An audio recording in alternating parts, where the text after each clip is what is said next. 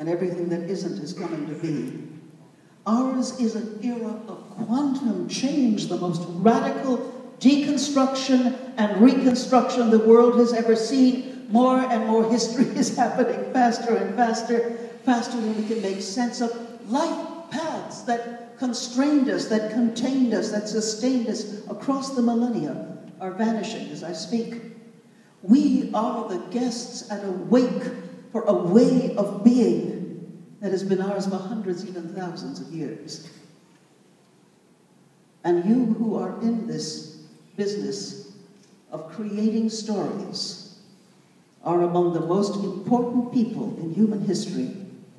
For what you do with your life and your profession, how you tell the new emerging story can make the difference as to whether we grow or whether we die. You know that you have the power to direct the process along lines very different from those that are the prophets of gloom. You know that this new millennium that we are now in is the crossroads between worlds, between species, between ourselves and forever. You know yourselves to be its pilgrims and its parents, and no old formulas or stopgap solutions will suit. For a new world to be born, we must bring a new mind to bear. I've been working for many, many, many months now, it seems like forever, with the Occupy movement. So, and about 25 different times, they call me up early in the morning because they know that I say, look, it's not enough to be against the banksters. What are you really for?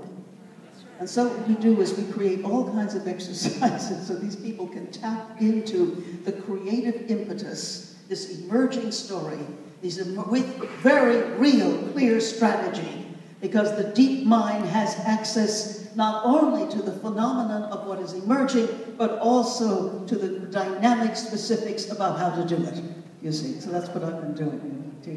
It's been very exciting. It's been very exciting. You know,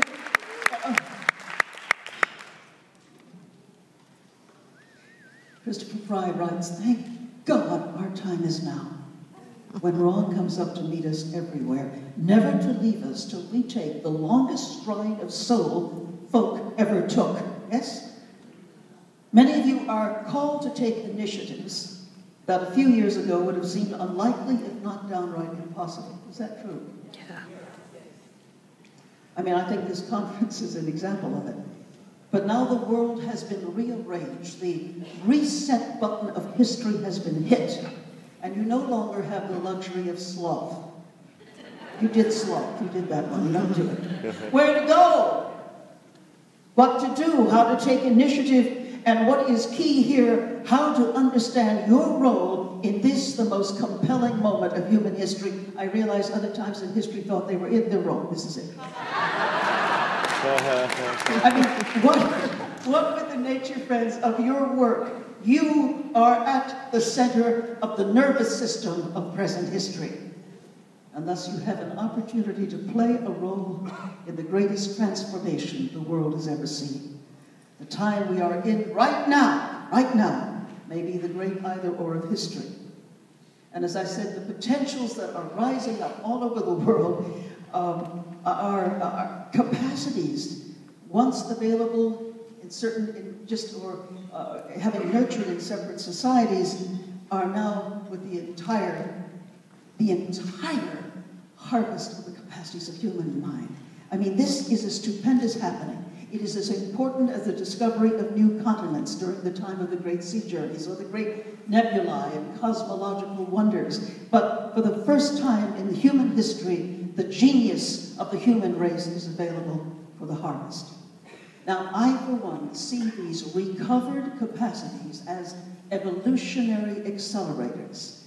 As I said, being gathered from many times, places, cultures, to awaken our species to who we are and what we yet may be and do.